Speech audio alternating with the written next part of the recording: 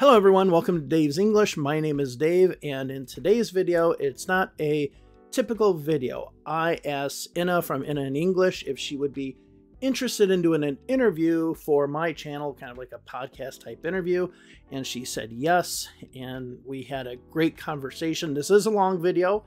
I will let you know that, so it's a long conversation because it is an interview, but we really talk about English, but mostly about language learning and where the language learning process or the way in which we learn a language is going. So without any further ado, here is the interview.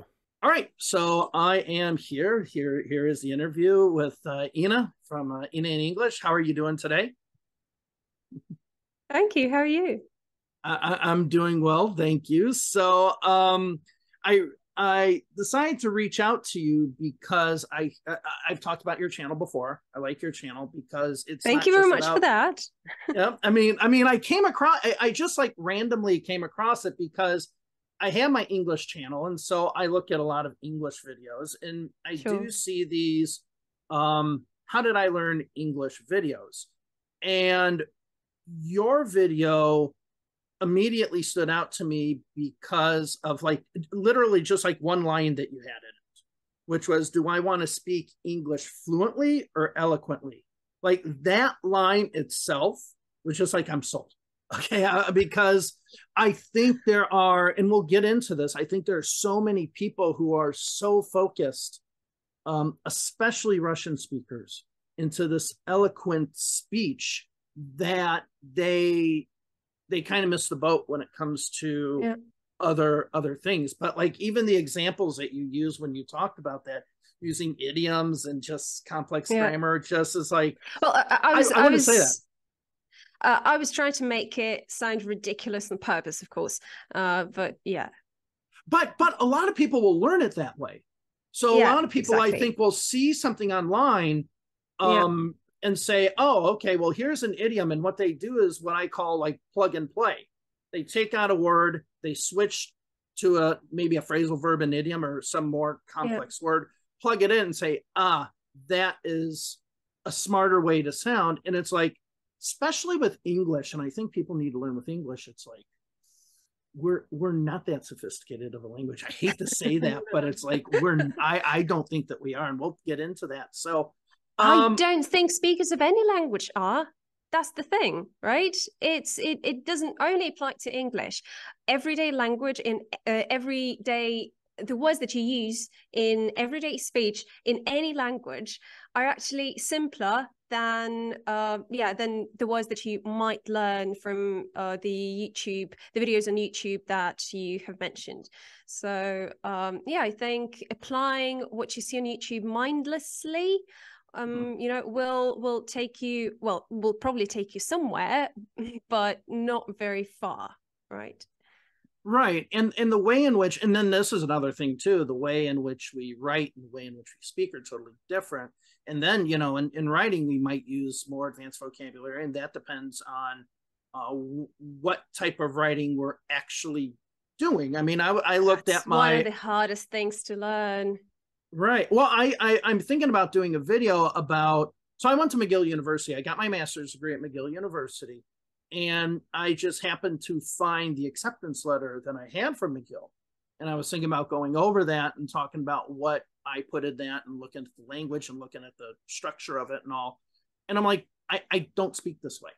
Okay. What I wrote in this is not the way that I speak, but there are a lot of people that kind of, especially with English teaching, and I use that term loosely, that it's just like they don't differentiate between this, and they say, hey, this is what you can use, this very complex. That'll be really good if you're writing an acceptance letter to a top university, but if you're talking to Jim at the sports bar while a football game's on, you're just not going to use those words. Right. And this goes to the point you said, do you want to sound more fluent or more eloquent?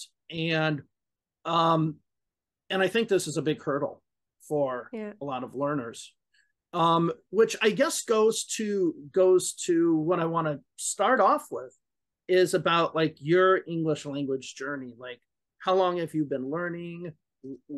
What approaches did you take to learning English and so on. And as a matter of fact, this is like the first question that I ask all of my English students when they come to me, just kind of like, where are you? How did you get here?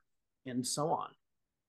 It is really hard for me to be brief, but I will try and give you just a few highlights of, those things that I consider the most important. All right. So I wouldn't say that I did started learning English at school. So I was lucky in that respect, because not all people, not everywhere around the world, people get to learn English at school. But I was lucky.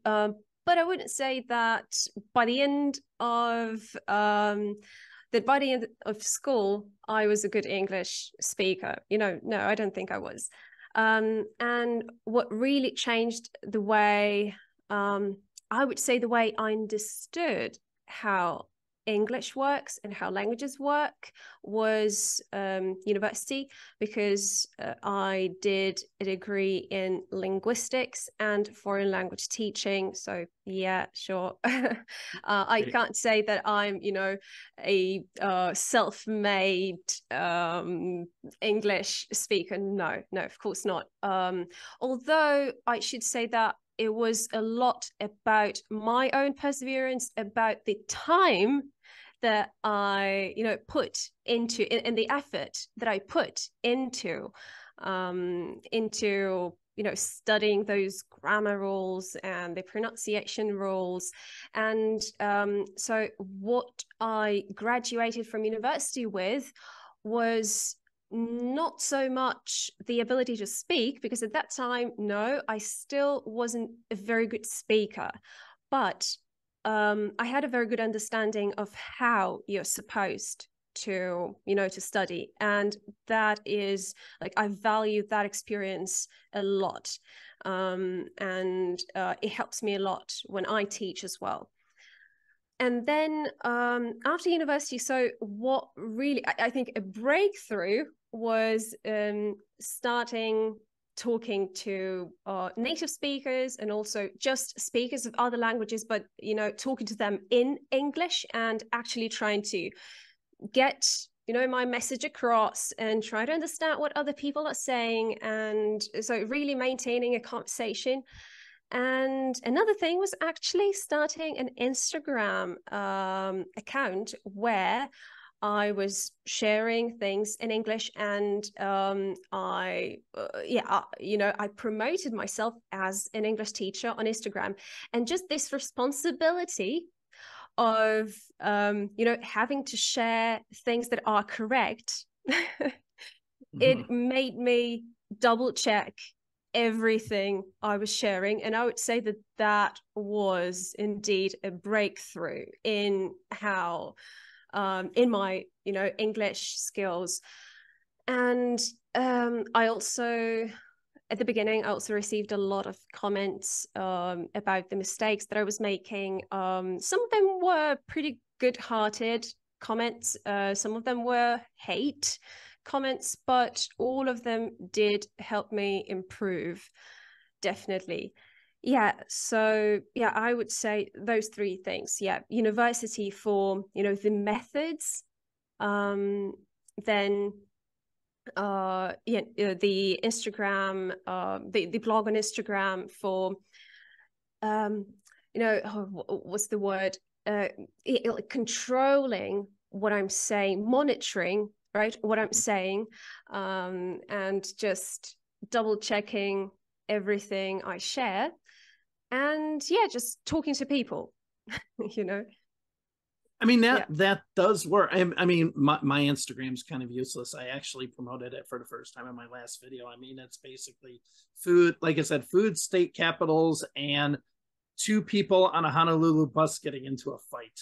Like, I was literally on this bus, and these two people just got into a fight. I'm like, well, this is time to get the camera out and record this, and just threw it on Instagram, and there we go. I'm like, that's why I tell people that's the content you get on mine. But the one thing that I find interesting, especially with people at a higher level of English knowledge, or the ability to speak and speak clearly, and like you do and others, is kind of these non-traditional side things that go on, like you just talked about Instagram.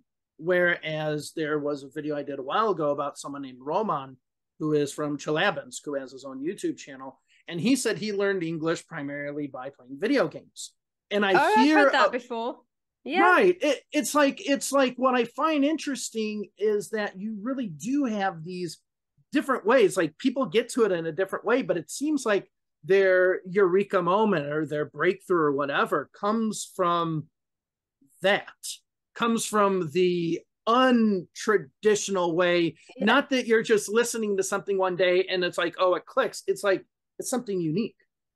If I may, this makes me think of the task-based approach, which is actually a thing.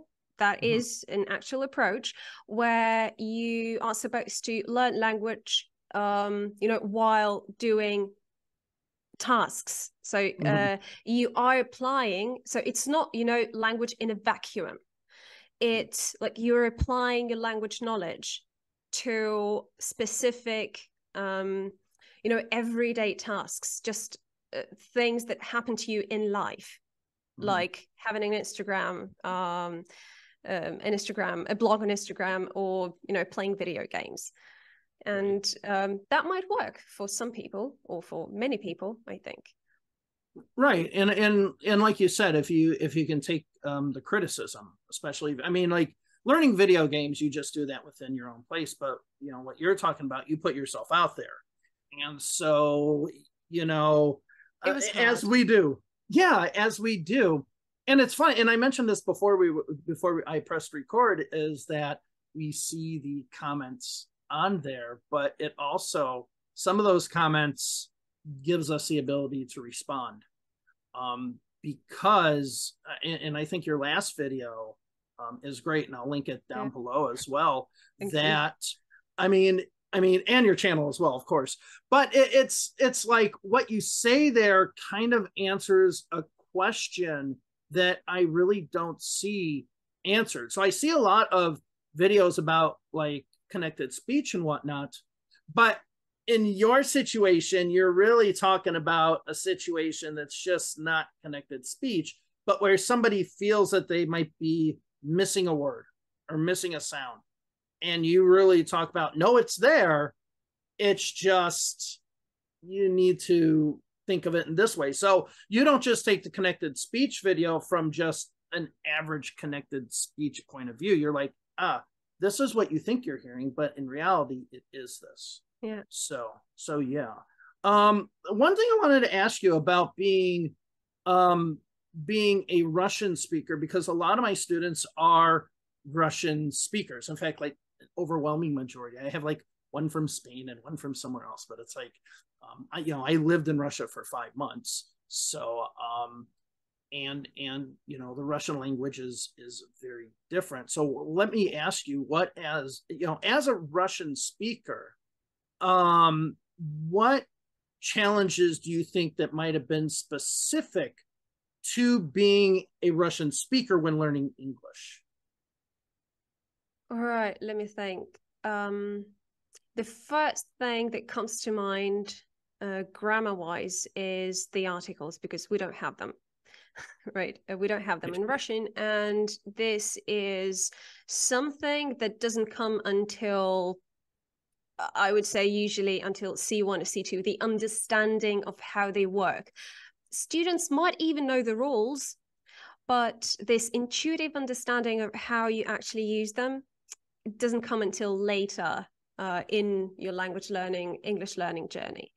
So the articles, well, yes, of course, the tenses, because there's just the number of tenses is bigger in English than in Russian.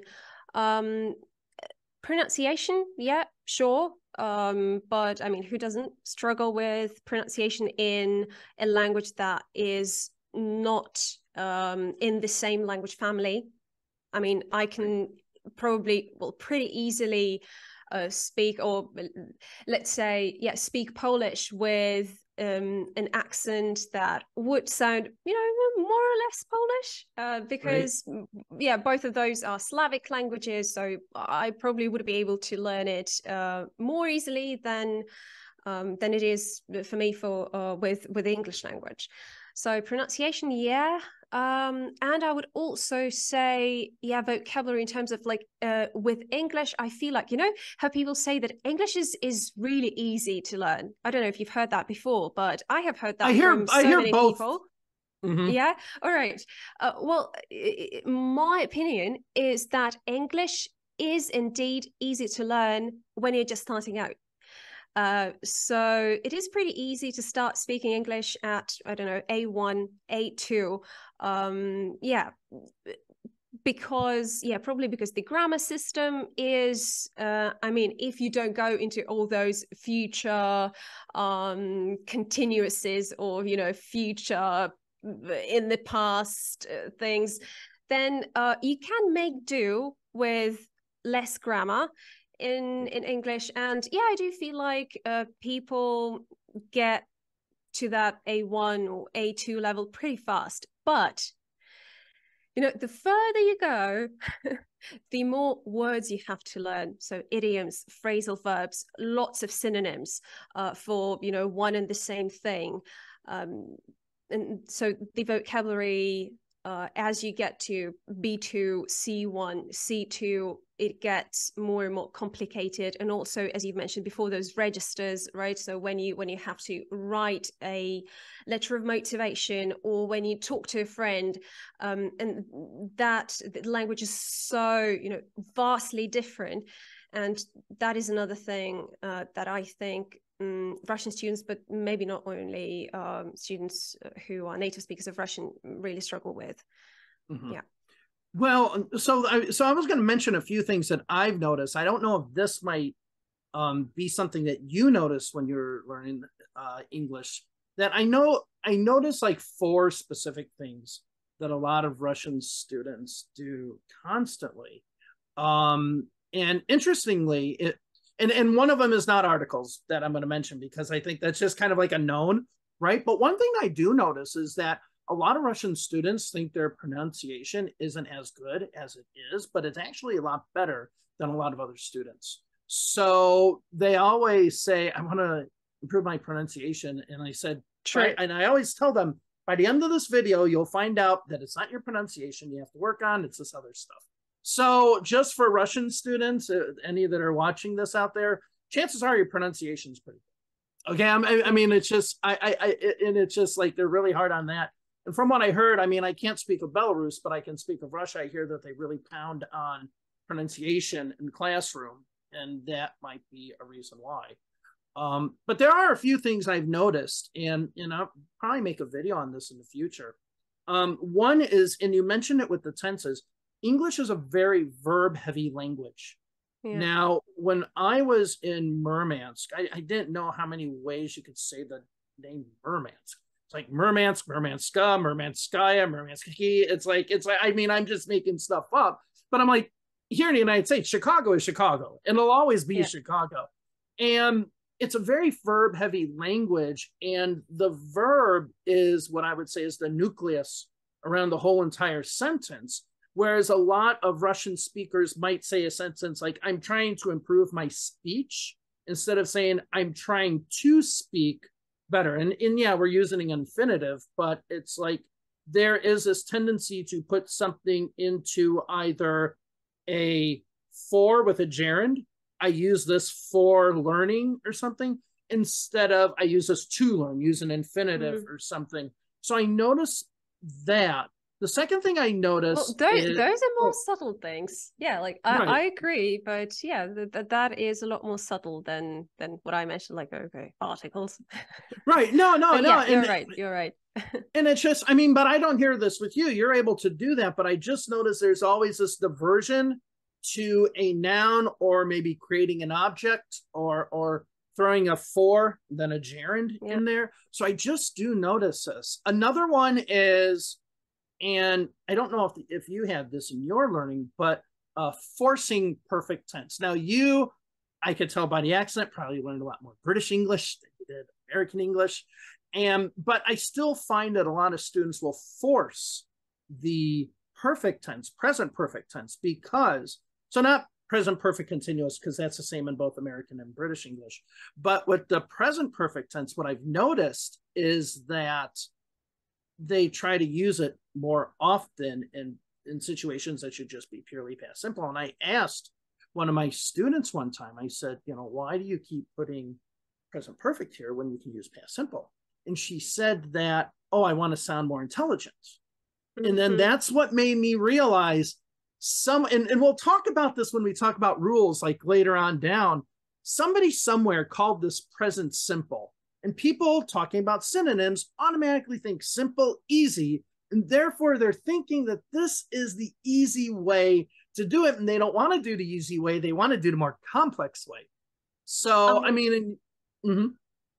I think it's very similar to what we said before about idioms. Did you say it before we started recording or after? I don't remember. But we were talking about idioms, right? And how some people tend to, squeeze as many idioms as they can into one sentence, and in order to sound more sophisticated, maybe, or more intelligent, or whatever. But that doesn't actually make you sound better, or even sometimes more, more understandable in, like it doesn't mean that you will be able. I mean, the point of communication is getting your point across, right? Or getting your message across, not sounding overly intelligent, or I don't know if or like a native speaker. That thing, but right. It's all these videos that perpetuate this idea of sound like a native speaker, learn all these idioms, and then like we actually have, and I guess in hindsight now of where the world is today, we actually have a lot of videos from the 1980s and 90s. I mean, not videos, but movies, where people from other countries, that they would have them in a movie playing a role, and they would always overuse these types of phrases, these types of idioms, these types of metaphors and whatnot. So it actually has been like, it's just kind of known in the United States that a person who is a non-native speaker is going to just absolutely overuse idioms because they feel that they're going to fit in. Mm-hmm. And if anyone ever sees the movie, it's from the early 1980s, I think, called Short Circuit, you will see an example of this. It's like an excellent example, but yeah. Let me just mention the other two things I mentioned with Russian speakers. The third one is in this, because you talked about articles, I want to talk about the to be verb as well, is not using the to be verb as effectively. So a lot of students will say, I am located in Munich, instead of just saying, I am in Munich. Right. And there's just this tendency to try to find the verb. And I tell students, I am located in Munich is grammatically correct. There's nothing wrong with it. But to try to utilize that to be verb so that you don't use these other verbs is a better way to kind of, again, fit into the language. Again, it's not a grammatical mistake, but it is something that a lot of students might be able to, if they know how to use to be, instead of trying to find that verb, that action or state of verb, that helps. And then the last one is just kind of, and again, I'm not teaching British English, so I don't know, but American English, we like to get to the point really fast. And everyone talks about Americans, and I know I'm talking a lot myself, talking about how we like to have small talk and we like to talk and all that, but we like to say things short. So somebody who is learning English might say, I was wondering if you had a pen. Whereas like I would just say, got a pen. Right. And it's like, and I tell a lot of my students, you need to actually learn how to shorten what you say, but yet at the same time, try to get the point across and say as much as you can, because I will hear a lot of students say, today I had a bad day at work today. What did I do? Well, let me tell you what I did. Today I did this. And it just doesn't sound natural. So it sounds more like a story. And I think a lot of this also has to come with, as far as sounding wordy and adding more vocabulary, a lot of students will like, oh, well, I read Tolstoy and all these other things. And I'm like, In the United States, if we have to do a report on a book or something, we first see if there's a movie about it and then just watch the movie and then do the report. So, you know, I don't want to say Americans are dumber in that respect. Maybe we are. No, but, of course not. But it's like we don't have that literary type of sounding sophisticated. So yeah, that's just what I noticed. I don't know if those last two ring a bell with you or anything. Yeah, they definitely do. And I keep thinking about what we already have mentioned before. Like, you have to know there's a time and place for every word that you use, every phrase that you use. It doesn't mean that every time you want to ask for something, you say, you know, got a pen or something. Right. Those phrases like, do you mind if I, or things like that, they also have their place in language, right? But this is something you have to learn. Like, a learner actually has to learn how to use those phrases, where to use them appropriately. And yeah, this is very important, I think. Okay, so how did you get into linguistics? Like, how did you decide this is what I'm going to do? This was a pure coincidence. Really? Yeah. Basically, I was just looking because in Belarus, you either pay for your tuition or you don't. There is an option of not paying when you study at university, and I couldn't afford to pay for my higher education. And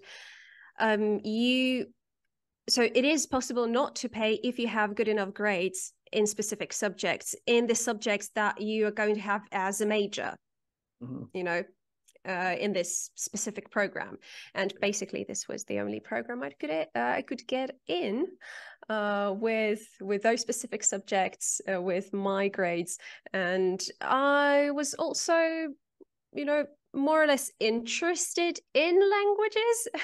But then, you know, while I was doing so it was bachelor's degree, so my first degree, I just realized that, oh, okay, that's actually interesting.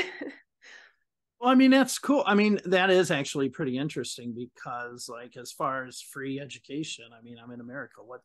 What's that? Yeah, I know. You don't want to see my student loan bill right now. It could buy a house. Okay. And I'm not even exaggerating. I didn't want to do that, you know. Right. And I don't even work in that field anymore because I worked in politics for 30 years and then finally left. And yeah, so now that education that I got from McGill is kind of useless because I don't do political stuff. But there comes a point where, can you live with yourself, and can you look at yourself in the mirror every morning and say, hey, I'm doing something good? Couldn't do that in politics. I definitely can do that when I can help people learn English.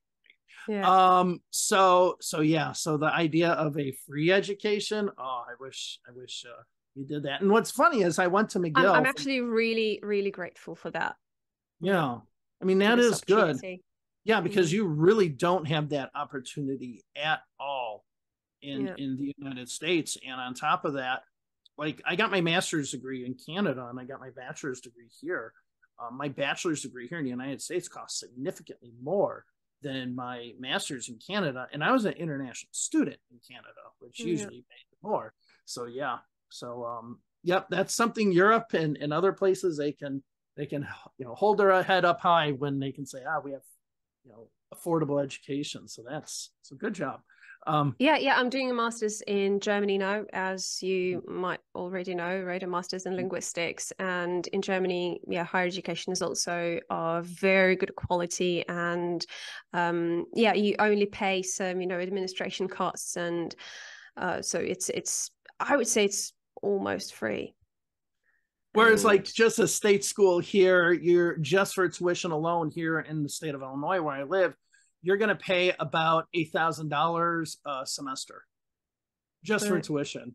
So it's like, all right, so let's go ahead and move on and talk about the language learning. I think this is kind of going to be the meat and potatoes part of the video, the kind of maybe the more nerdy part of it for those who it's not going to be, what's this word? What's that word? I mean, the first thing was just kind of just to get an idea of who you are and kind of the learning process. But I did want to provide, some of my Russian speaking people, some of the things that I just observed, and have them see how you went down this path so that they can maybe learn something from that as well. But let's just talk about language in general, because, do you think that a language is something that is natural, or do you think that because there, back in the early 20th century, there was this approach to looking at things more scientifically. And then Noam Chomsky comes around, talks about how it is more natural. Like, how do you think, what's your view on language?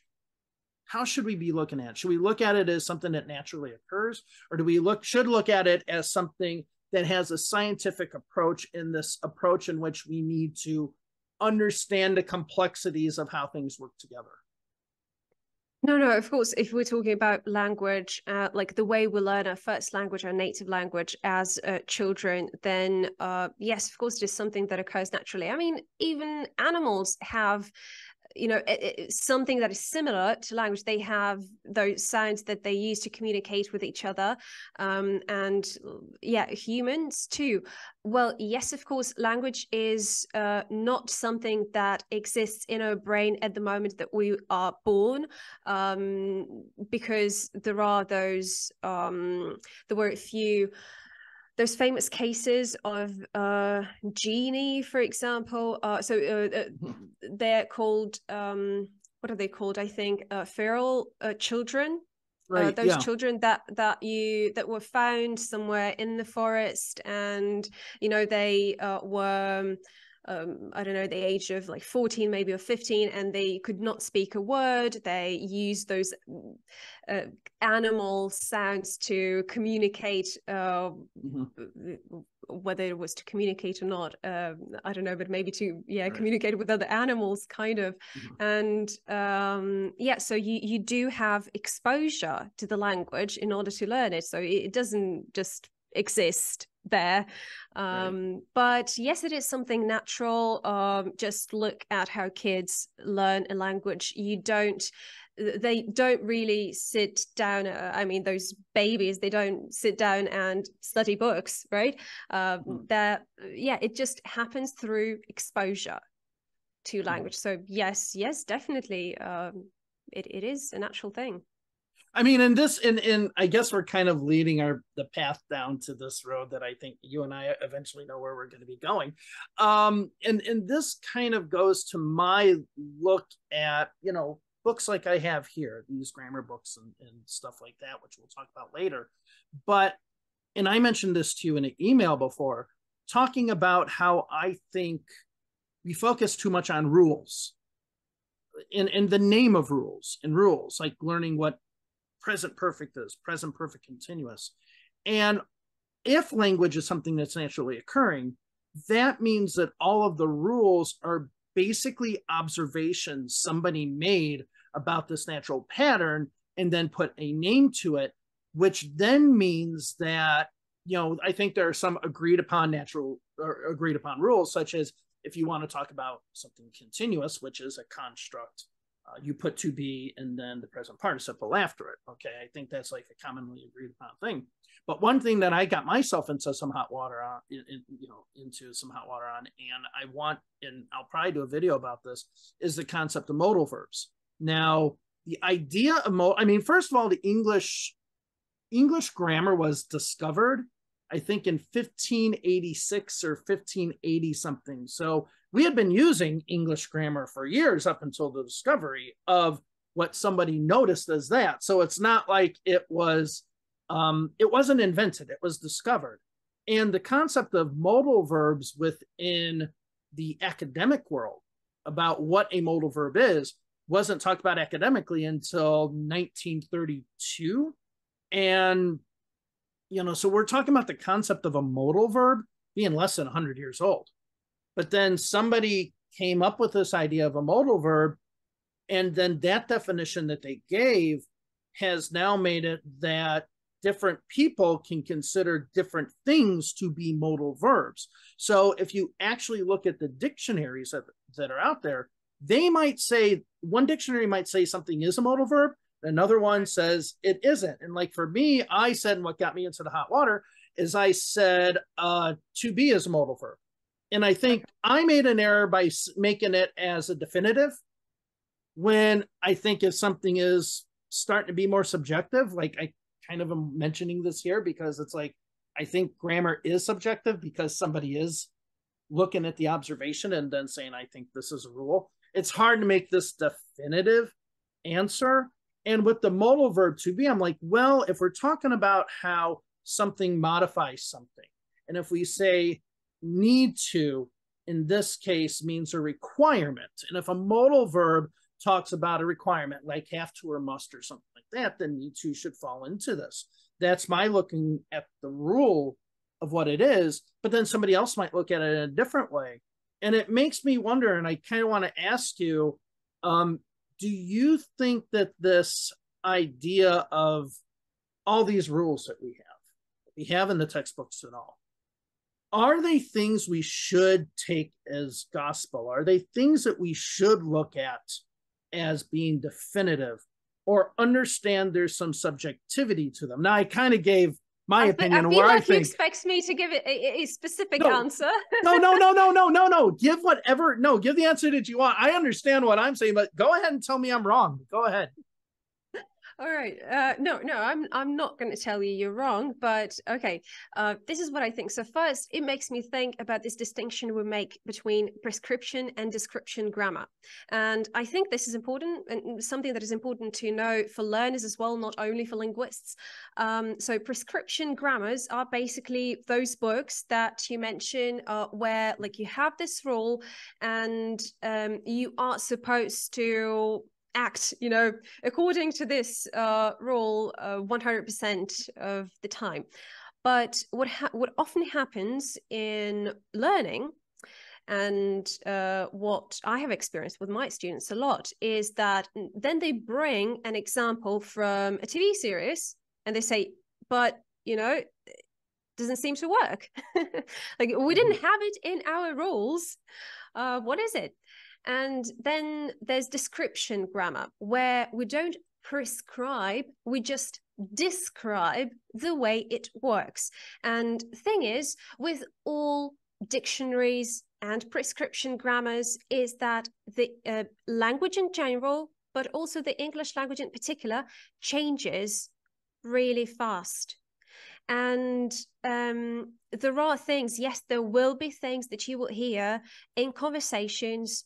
If you don't live in an English-speaking country, then maybe on TV shows, while you're watching serious movies or videos on YouTube, some things that don't align with what you read in those grammar textbooks. Well, I personally don't think that we should, just ditch them and throw them away, those books. No, I think they are a good starting point. But I also think that, I always say that to my students, and I, really draw their attention to the fact that it will not always be the way that you read in those textbooks. So you have to learn to observe the actual, like, how language is actually used in everyday life. You have to learn to put those rules to test and be more flexible. And yeah, but still, as I've said, I don't think that we should stop using those books. No, that they are a good starting point to just still understand how grammar works, and to generally, for example, understand the system of tenses in English, but that doesn't mean that you will have to speak exactly as, as the rule stipulates, as the rule, tells you to. Yeah, right. This is what I think. Well, and what's even funny about these books, because these are probably the most common books I have, they're the Cambridge English and English Grammar and Use books, and they have an A1, A2 one, which is the red book, and these are just the books you see all the time. There's the blue one, which most people have. It's called the Murphy books, and people will talk about this. But then the advanced one actually kind of talks about you just mentioned. So the advanced grammar said, hey, remember all these rules that we talked about in these first two books? Here's where we use them in a different way, right? And I always tell people that it just like says, oh, just go ahead and throw that all away. But no, I think that's good. And that's what I think is important, that people should use them as a starting point, or maybe a refresher or a reference, but to not use them as a crutch, to not use them as something that you're relying on all the time. And yeah, you know, like you said, the language is changing. I personally wonder when the word whom is going to be eliminated from the English language, because even now people, native speakers will use who and you know, when we should be using whom. And it's this is actually one of the common mistakes that native speakers of Russian make in English. Yeah, using whom. Well, this is one of the mistakes that native speakers of English who are English speaking make all the time. So that's why I think that it's just eventually going to phase itself out in some way. I mean, I don't know how long that takes, but it's just, I would say majority of people who speak English will actually make that mistake. Okay. Yeah. So, and I'll probably make that mistake during this video, because it's just kind of, we're internalizing now who, because it's almost like when using whom, you almost have to think harder if it is an object or a subject, and then try to figure out where we're going. And this goes back to what you're talking about, learning stuff naturally. I have a few students ask me, well, how do they learn grammar in the United States? I'm like, we don't. You know, ask the average person what present continuous is. They don't know what that is. Right. Ask somebody what passive voice means. They might say, oh, that just means you talk in a more relaxed way. I'm passive, I don't care. I mean, like, we don't really learn those grammar rules, which, you know, going back to the fact of it. If I'm being honest, with many of my students, especially those who, you know, adults, they work in fields completely unrelated to linguistics, to learning languages, I just don't think they need to know all of those terms, all of those grammar terms. That, I mean, that is really hard to learn all those terms, right? And to always tell a present continuous from a present perfect continuous or something. You don't always need that. I think learners do not always need that. What they need is this ability to notice, is the ability to analyze, to the ability to be flexible, and also, yes, sometimes maybe make rules for themselves, you know, because this is something they can also sometimes do. Mm-hmm. Well, and what I find interesting with me, and maybe this is another thing, maybe not looking at rules of foreign language, but looking at rules of your own language. So I found that I really started improving more in my French once I actually started knowing more about English. And so for example, let's take present continuous. So in French, you can use like the simple form for both continuous, what we would consider in English a continuous or simple form. And then so every time I tried to say something in my head to kind of translate it into French, and it was present continuous, I kept on trying to put the to be verb and then a present participle in there to make that. But then I realized, oh no, I can just do the simple form. And so I just internalized as someone who now taught English, said, okay, present simple, present continuous in French, I can just use the same thing. I don't have to worry about finding that to be, or figuring out conjugating the to be verb and then figuring out what the present participle is. I don't have to do that. And so that was just, I mean, maybe that's unique to me, but then like you said, make your own rules for what you have. Maybe that works for me, but doesn't work for somebody else. And learning and observing the language is kind of what I want to do. And this really talks about the old ways of learning a language, which is go to a classroom, you get a book, you learn the rule, and then you Right. utilize that rule within either a regular course, like in a classroom, or a one-on-one course. So things like, I want to ask you two things before we go on to the next one. In your video, and I mentioned this earlier, you talked about grammar.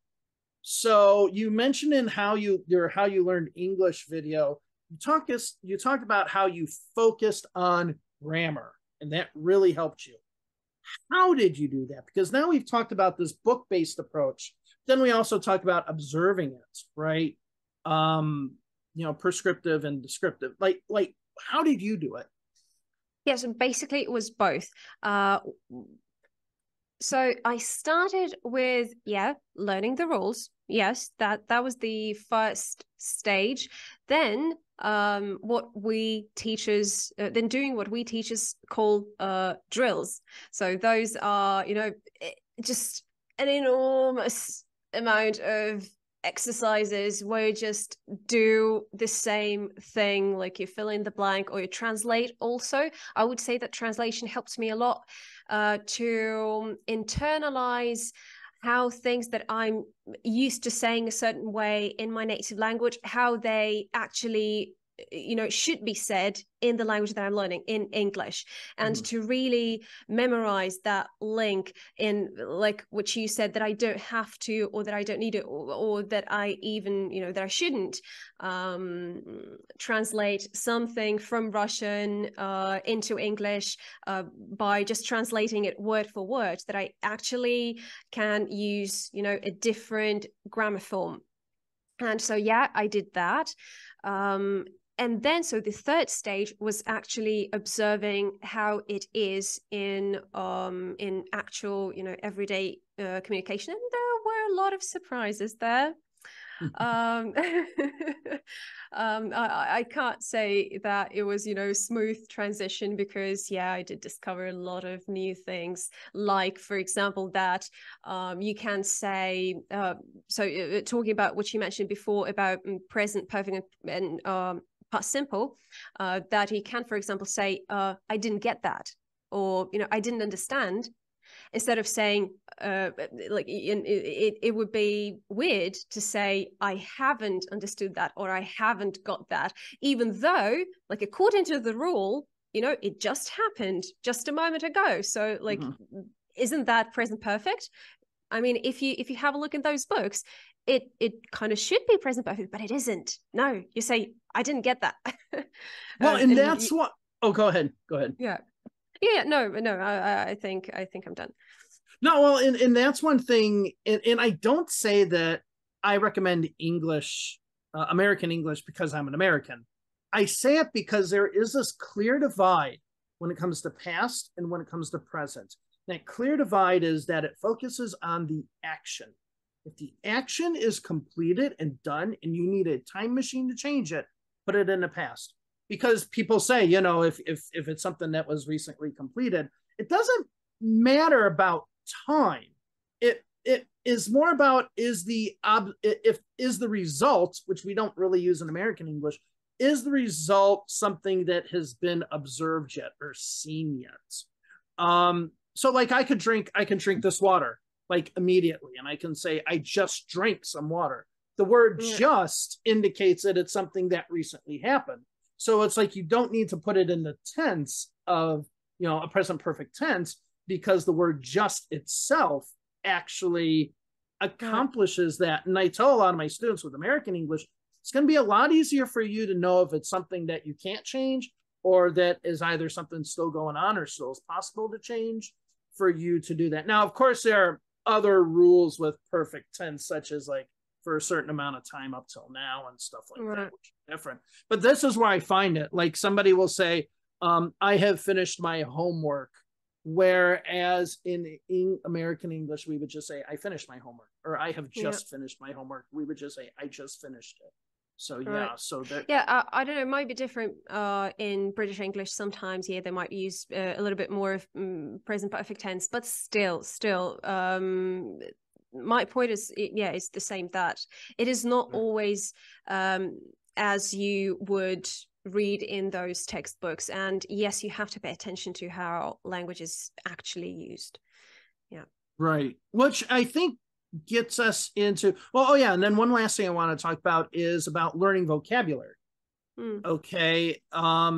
So how do you, because I assume for you it's an ongoing process as well as it is for us.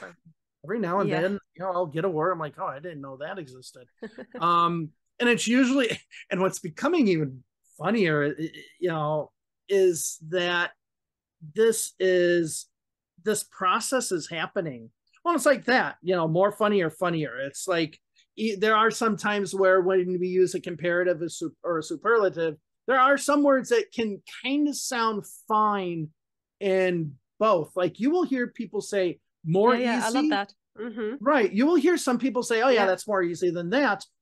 Yeah. It should be easier. But it sounds fine to my ear. Now, to my ear, I automatically have the teacher come in me and say, oh, it's easier. But like if I wasn't in this boat and somebody said that, then I would just go right over my head. But yeah, so back to vocabulary, since it's an ongoing process, like for you, how do you learn vocabulary? Because what I was saying is the vocabulary that I'm learning, the new vocabulary is from a lot of these videos that I've been making about these off the wall words that other people say to say these words instead of these words. Right. And some of these, I'm like, I never even heard of these words before. Right. How do you learn vocabulary? And can things such as like Anki Deck and other things like that be beneficial? What would you recommend? So, well, I must say that I have used, Quizlet, not Anki before, but as far as I know, it's like more or less the same thing. Well, they do work slightly differently, like the algorithm is different, but they're very similar.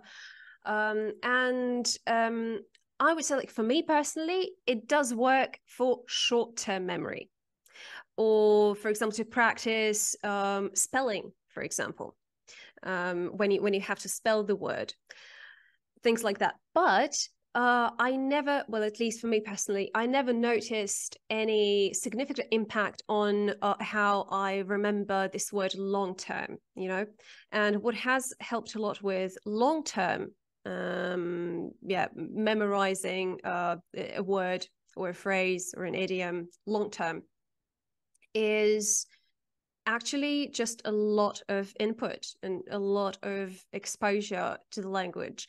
And this I don't remember whether have I made a video about that. I don't know, I don't actually know, but okay, doesn't matter. But I think I did say in one of my videos that one of the methods that I really like is narrow reading or narrow listening, or that's what I call it. This is basically when you listen to specific content, or when you read something like in a very narrow field, and so you read or you hear the same words again and again and again, and it really helps to remember them. And you also hear or read them in context, so your mind, a learner might not notice it, but the mind keeps analyzing it. It happens subconsciously, but it does.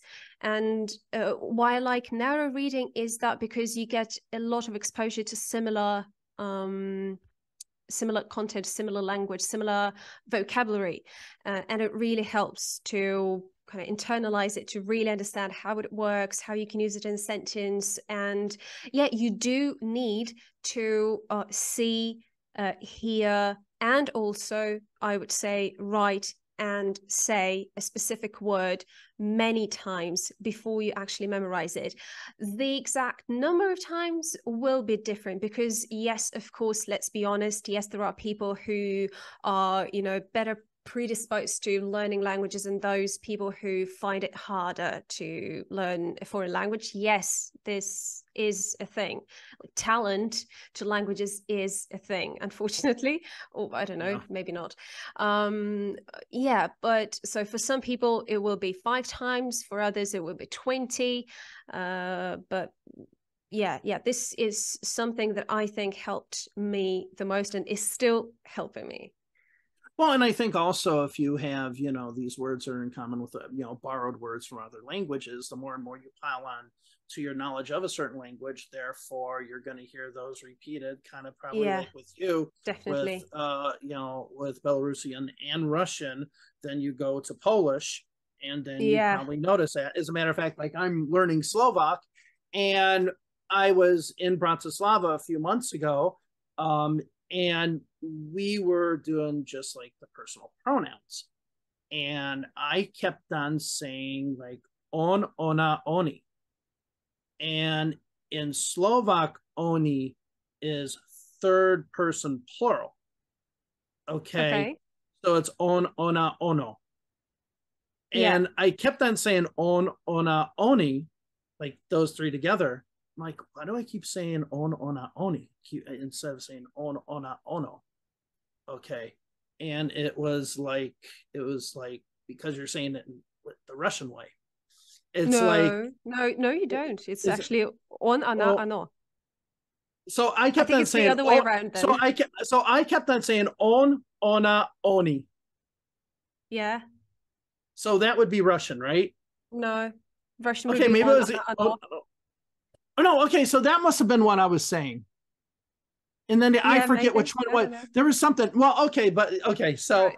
I don't remember which one it was. Maybe it was the other way, but there was something that I kept on messing up. Well, it was like I kept on shtyri is the number 4 in Slovak. I kept on saying shtyri. And so I just kept on saying, and there was one time where like whenever people would say bye, kept on saying do svidania instead of do Right. videnia. And it was just like I kept on saying these things that the little bit of Russian that I knew, I just kept on saying them because it popped up just because I had that knowledge. Right. So I think with you, okay, so I must have been wrong with that one. Again, I don't know Russian. It's like I say, my it's like я не знаю русский, я не понимаю русский. Those are like the things that I know in Russian. So один пакет, пожалуйста. So when I was at a store, I needed to say I needed or два пакет, пожалуйста. So actually, this is a really good segue into, I guess, the final part of what I want to talk about, which looking at the new ways of learning it, and looking at input. So you were just talking about that, and I want to talk about input hypothesis and a lot of what we see, which is this idea of comprehensible inputs. And I really want to explore what you think, because I think there's a wide variety of beliefs of should you be looking at comprehensible input, and what is deemed comprehensible, and at what point do you push forward? So like, what's your opinion of just this idea of comprehensible input? Yeah. Well, I wouldn't say that this approach is particularly new. So if we get into the history of it just a little bit, I don't know, that might be interesting to someone. I think the first person who started talking about comprehensible input was Stephen Krashen. Well, maybe not the first one, but the first one who really incorporated it into an approach. And this is not the only idea that his approach is based on, but it is one of the ideas, and probably one of the most famous, one of the most well-known, and one of the most important ideas about comprehensible input. So firstly, what is input in language learning? Basically, it is everything that you see or hear. See is basically everything that you read, right? And everything that you hear, either as a passive listener, so when you're listening to a podcast, for example, watching a YouTube video, and also everything that you hear when you're talking to someone, because in a conversation you have to listen, right? So sometimes I do tune out depending on who it is. But go ahead. Right. And so this is input, and the idea that Stephen Krashen proposed, so this comprehensible input hypothesis, and yes, it is a hypothesis. So there is still linguists, scientists are still divided on this matter, but yeah, input. So there has to be a lot of input. So what Krashen said is that you don't always have to actually study the vocabulary. So you don't always have to, sit with a book or with your vocabulary book, for example, and note down words and their pronunciation and translation and memorize those lists or do exercises, vocabulary exercises. You can also learn vocabulary by just reading or listening, so by just getting in that input. But the important thing is, according to him, is that that input has to be comprehensible. What does comprehensible mean? Well, we usually talk about 95% of words that you understand and about 5% of words that are new to you. And the idea is that if you know more than around 95% of words in text, for example, you will be able to understand more or less the other 5% from context. So to infer the meaning of those words from context. Maybe not, but maybe after you see the same word several times or hear the same word several times, maybe you will. And this also works for improving improving your knowledge on how the words that you already know are used in speech, and also learning new words. Well, that is at least the hypothesis. Mm-hmm. I mean, do you agree with the hypothesis? I mean, like, what's your thoughts on it? Do you think that's an effective way? Yeah. So as a teacher, mm-hmm. Yeah, I think that it is definitely worth trying. And I would say that, yes, if you choose what you read and what you listen to wisely, then yes, it is most probably going to work. Okay. Yeah. Now let me let me kind of change the idea of comprehensible. Okay. Okay. And that is, what if we're not talking about the level of language, but we're talking about the subject matter? Because I will find that I could watch, let's take French for me. I can watch a children's show and like not have an idea what they're talking about, though I can watch a news, because I used to work in politics and I follow French politics. I can watch a news report about French politics with much more advanced grammar and stuff and understand it much, much better, and also build on my vocabulary. I mean, I'm a soccer fan, or football, I guess, in the rest of the world. And I was watching, I watch in French, and I just kept on hearing one word. I kept on hearing frappe, frappe, frappe. And most people think, oh, frappe is probably a drink you get, with coffee in it. But then I realized, it is the past tense for to strike. So they're talking about to strike the ball. And it was just because I was in that specific subject matter that I felt comfortable with, I actually was able to do that. And another thing is like breaking news videos. I watch a lot of videos about when breaking news happens, and a lot of breaking news reports will repeat the same things over and over. So for me, when it comes to comprehension, or what is comprehensible, I do find that the subject matter, not necessarily, I mean, I don't know if it's because it's keeping my interest, but I just noticed that all of a sudden, as I'm listening to it, at the beginning, when I hear it, it might just sound like a bunch of mumbo jumbo to me. But as I get a few minutes in, it really starts becoming the language and understanding it.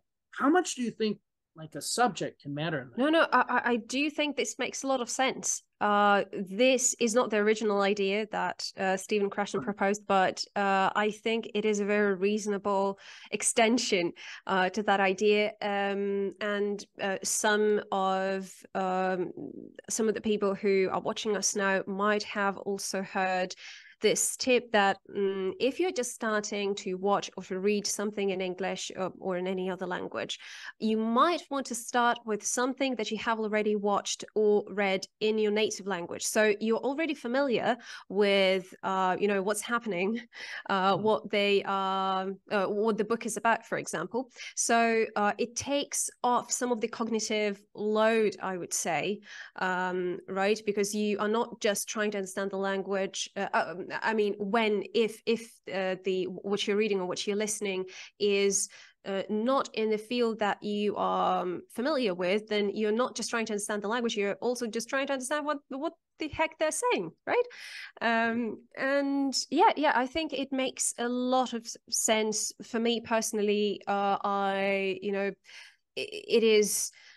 I can watch videos about linguistics, for example, and language learning, and of course understand every single word in them. But if I'm not a fan of football, and if I watch a video about where people discuss how some team, like their strategy or something, I'm not sure I would understand much, So yeah, I do think that this is very good advice. Yeah. And I think that pushes me to my next question, which is about pushing. So when do we go? So let's take the Krashen approach where you're talking about 95% to 5%. I think that can kind of put you in kind of possibly like, and I hear computer programmers talk about this called a tutorial loop, where you just constantly are doing tutorials and you're not necessarily going on to practicing things or moving on to the next level. I see at that 95% threshold that you just might kind of be in this loop of maybe learning the same thing. At what point do you believe, with any language learning, I guess it doesn't have to be about just input, but just any approach, that you need to recognize that you need to go to the next step, that you're just not repeating the same words and the same things the whole entire time. I mean, and I wouldn't even say this is the plateau that we always hear about. I would say this is more about being just stuck in a rut or stuck in a certain place that maybe you're just not recognizing you have to go to the next. Like, how uncomfortable should somebody be to push to that? Yeah, I would say that ideally, well, if I wanted to make the learning process as efficient as possible, then I would probably rely on this comprehensible input in my self-study. So this is something that I would do on my own, while I'm still a proponent of learning languages with a teacher. Yes, you can do a lot on your own, but with a teacher, it's just faster, it's more efficient, with a good teacher, of course. And I do think that a teacher is someone who can help you push push those limits. And there is another idea from psychology, quite an old idea, which is called zone of proximal development. I don't know if you've heard about that. So zone of proximal development. I think I had to repeat that because it sounded fine. I mean, I probably can get the gist of what it is from what the name of it is, but yeah, go ahead and explain. Yeah, it was proposed by Vygotsky, and it's quite old. I think this idea is more than 100 years old, and it's about that, like, development only happens if you push the limits. But so the idea was that you only have to push those limits to your zone of proximal development. So you shouldn't learn something that is beyond your capabilities, because, like, for example, if a child who cannot yet crawl crawl cannot start learning to walk, you know? That's what I mean. You or have drive a to car. go, yeah, or drive a car. Like you have to go through those stages. But yes, you have to push yourself in order to really progress to the next stage. So yeah, I would combine both. I would combine that, you know, comprehensible input kind of reading and listening with, yeah, pushing yourself.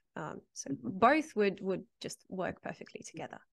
Well, and I think it's just up to also what the learner's needs are. And I think one of the problems with a lot of teachers is that sometimes we just think that everyone wants to be at a C2 native level. And it's just like, you know, I meet students and I always ask them in the first lesson, you know, where do you want to go? A lot of them are like, I just want to be able to talk. I'm not looking to write a thesis or anything like that. I just want to talk. But even that can be, you know, specified, like who do you want to talk to? Like how do you want to be able to speak this language, right? So yeah, it is very important to actually know what your goal is, because the language learning goals can be different. They should be different for different people. Right, because we can be just and I'm going to mention this in a video of mine because somebody made a comment, said, Dave, you were talking about somebody's language level. And I'm like, yeah, maybe I shouldn't. I mean, like, I'm learning French. I want to learn French, but I want to learn it mostly to communicate. But I do want to eventually immigrate to Canada. I can get sponsorship through Quebec, but I am required to have a B2 level. So it's like I have to learn a B2 level worth of French for an actual requirement. But had that not been the case, I think it's really hard sometimes to put in a box of something B1 or something like that, which goes to what you mentioned, the teachers. And I want to talk about that, which is how important do you think output is? Yeah, by the way, yeah, I actually wanted to mention that there is also the comprehensible output hypothesis. Yeah. Okay. Another one, which I find pretty interesting. And the idea is that you have to try speaking, you have to try talking to people and see if they understand what you're saying, basically. And, you know, and make conclusions as to whether you need to improve your pronunciation or whether you have enough words to express what you want to express, whether your grammar is spot on.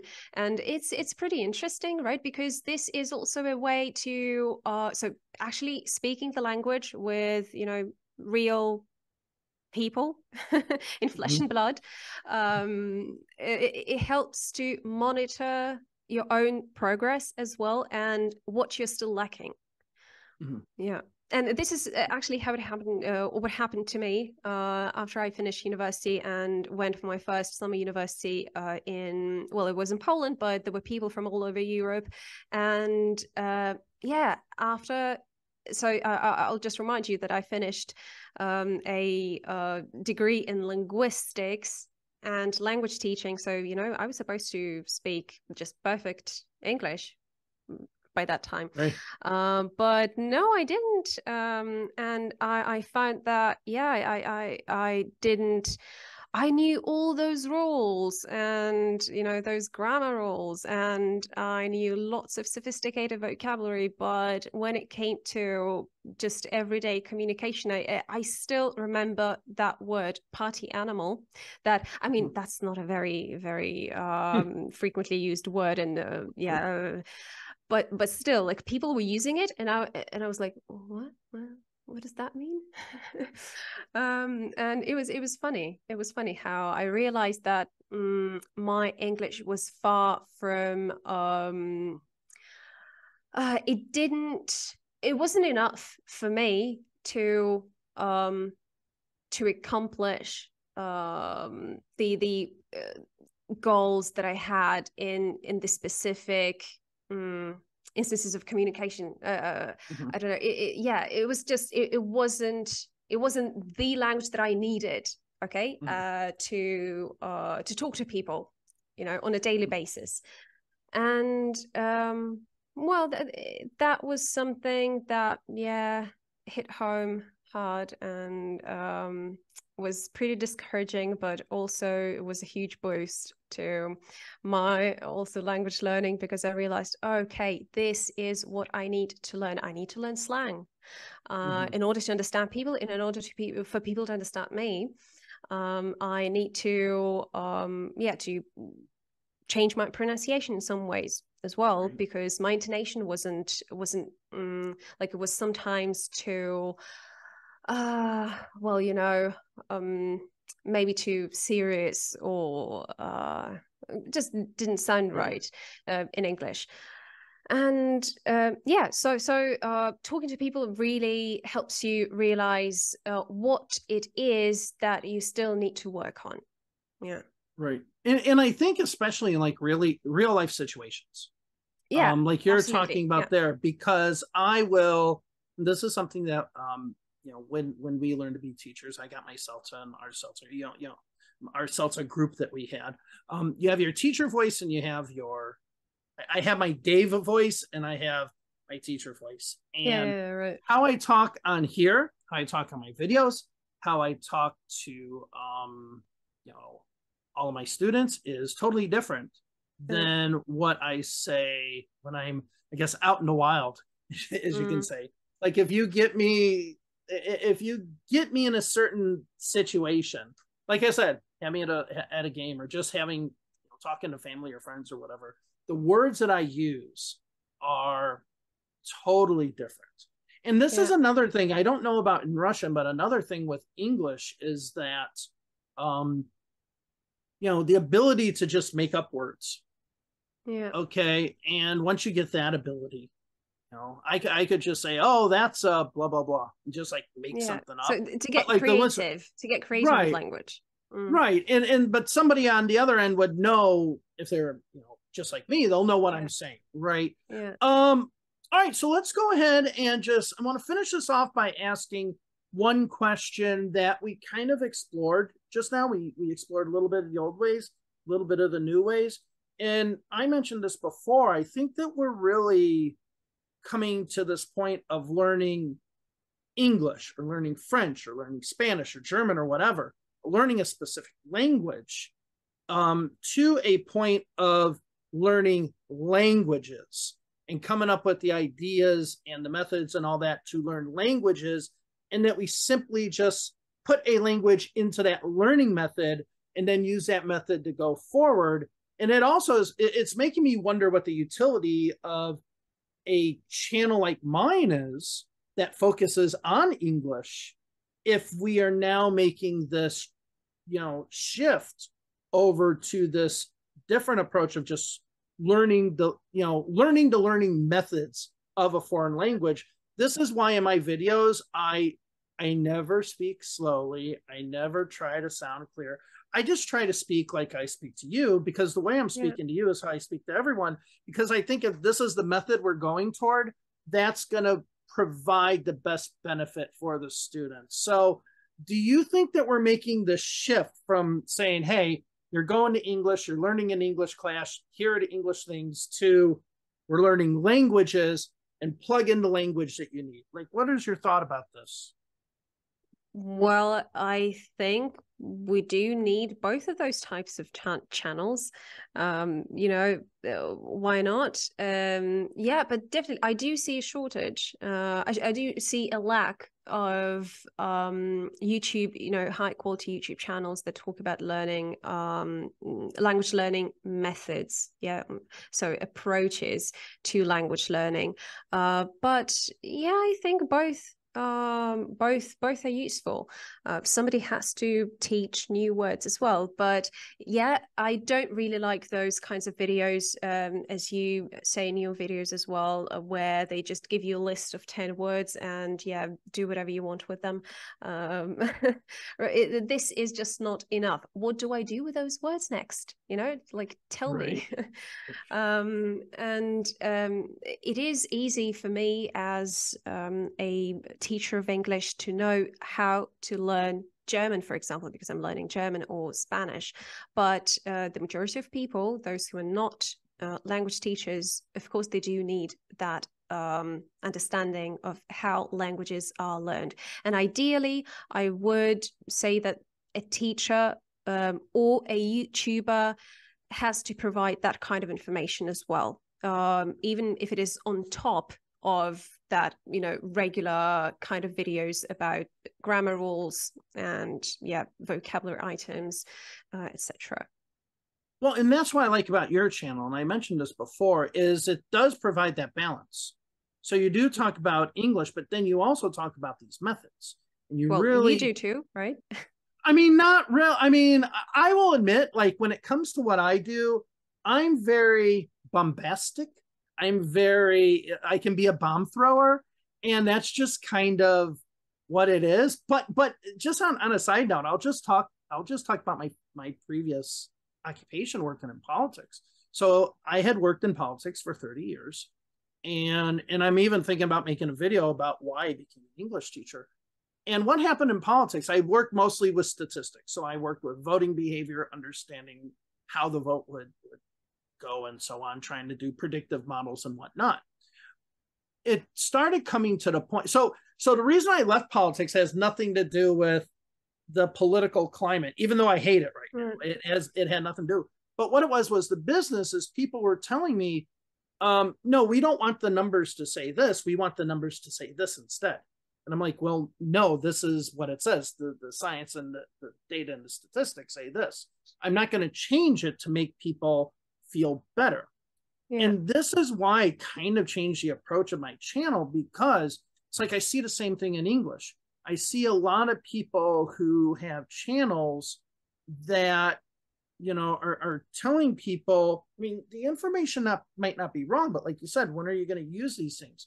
And in some channels, the information is just wrong. And as somebody who was told to change stuff in the past to make a client happy, I think honesty is the most important thing when helping a student learn. Let them know if they're making a mistake. Let them know if this word is right or wrong. And I did my recent video is about how a lot of native English speakers are giving advice as to how to, think like a native and all that. They've never gone through that process. Like you have gone through that process of saying, English is not my native language. Now I need to learn how to speak it as well and as efficiently and fluently and eloquently as possible. Right. And you went through that journey. Even if I spoke French at a C2 near fluent or fluent level, I couldn't explain what an English journey is. I can explain what a French journey might be. And to me, that's important. And a lot of people would say, oh, well, I gave somebody who I have criticized a bit on my channel, I gave them praises to saying they can help you understand the way.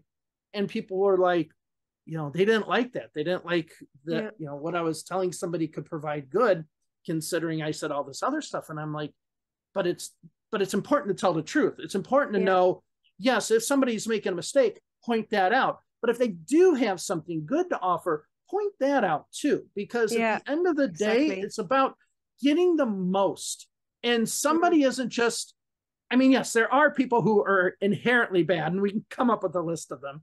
But it's like, there are people that have positive and negatives on both sides. I mean, it's better if they have all the positives. But I just don't want to say this person's a bad person. You have nothing to learn from them when there are things that you can. Right. And this is also why I literally hate native speakerism, when they say that, well, a native speaker is always a better teacher. Well, not always, really. And I can really relate to what you said in one of your recent videos, where you said that you usually recommend that a person starts with a non-native speaker, with a non-native speaker teacher. And I would also add that, with a teacher who speaks the same native language as you do, because they know the same, like they know how to explain that grammar. They have gone through the same struggles that you are going through. I would probably, actually say that not only at A1 or A2, but also like maybe through to B2. That's my personal opinion, because if you can find, of course, if you can find a good teacher who herself or himself is at C2 and non-native, English teacher, then I would probably suggest going all the way through B2, but also starting to take lessons. Well, I know, yes, lessons can be expensive and not everyone can afford them, but there are also options like, group lessons, speaking clubs, right, that are cheaper than, individual lessons, for example. But anyway, or if you can afford, then of course, individual lessons are also great. And then starting to incorporate those lessons with a native speaker at maybe around B1, then B2, and especially at C1 and C2, because there are things to learn from both. And while a native speaker has better intuition on how to use specific words, specific grammar in specific situations, but non-native speaker teachers, they will, if it's a good teacher, then they will be able to teach you the methods, right? And also, to kind of walk you through understanding the grammar of the language that you're learning, understanding how the language works, and they will probably do it more effectively. That's what I think. So, take the best out of both worlds. Well, and I think, like, especially with two things. One, if you do have somebody who is a teacher, especially from not just your own language, but like maybe your own cultural background, they can like you can give a student from Belarus, say, hey, listen, this is how I went through this journey. So right. I can help you through this journey with that. And the second thing, as far as the language is concerned, you're going to have a connection. Now, I don't have many French students, but if a French student makes a mistake, I know why they're making a mistake, because I can relate to how they say something in French, and I can say, the reason why you're saying this is because in French you say it like this. Right, and right. Yes. So this is why I have like common mistakes that French speakers make and common mistakes that Russian speakers make.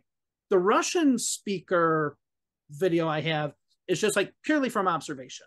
No knowledge of the Russian language, with like the exception of maybe some things like the CH letter combination and the sounds, because a lot of people, I just did a short video about it. A lot of people will say Chicago instead of Chicago, right? Because they'll see the CH sound, but it comes from observations. Whereas the French one that I do comes from, yes, observations, but then I know why, because in French you're thinking this. So having a native speaker that can do that can really point out, you're making this mistake because you're thinking this. You want to get out of that way of thinking and kind of think this way.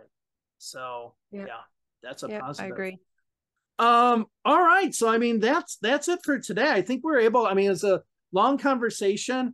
I think your one in Belarusian might have been, or Belarusian, I should say, might have been a little bit longer, because I saw that you did a long interview in that, and had no clue what you were saying, but I was like, oh, cool, because it's not just the Russian aspect of it. So especially with Belarus, and like I was going to do a video specifically about, because I have students from Belarus and students from Ukraine, and there are some mistakes they make differently, but not much.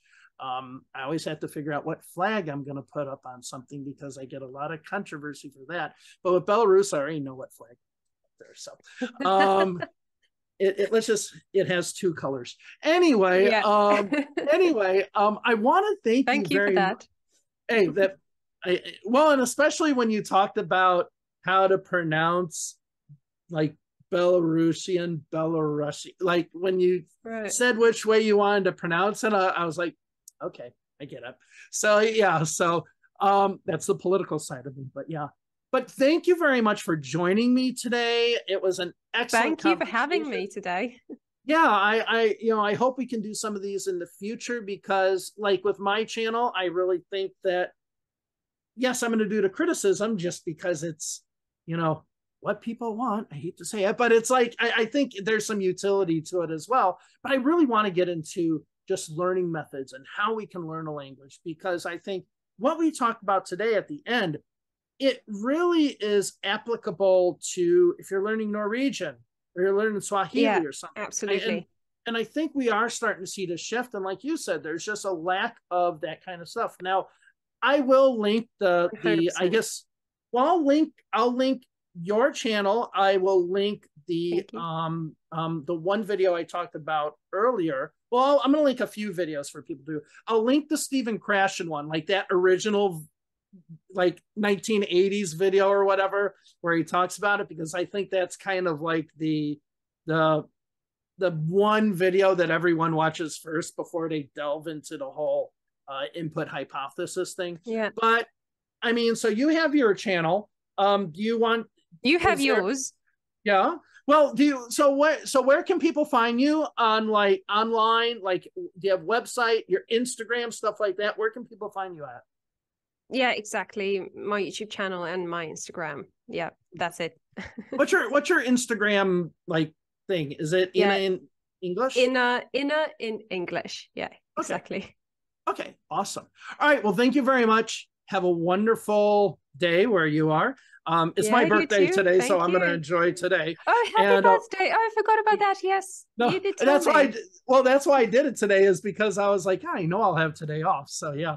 Right. But thank you very much. Then have a great rest of the day. Thank you. I will have a great one. Bye-bye.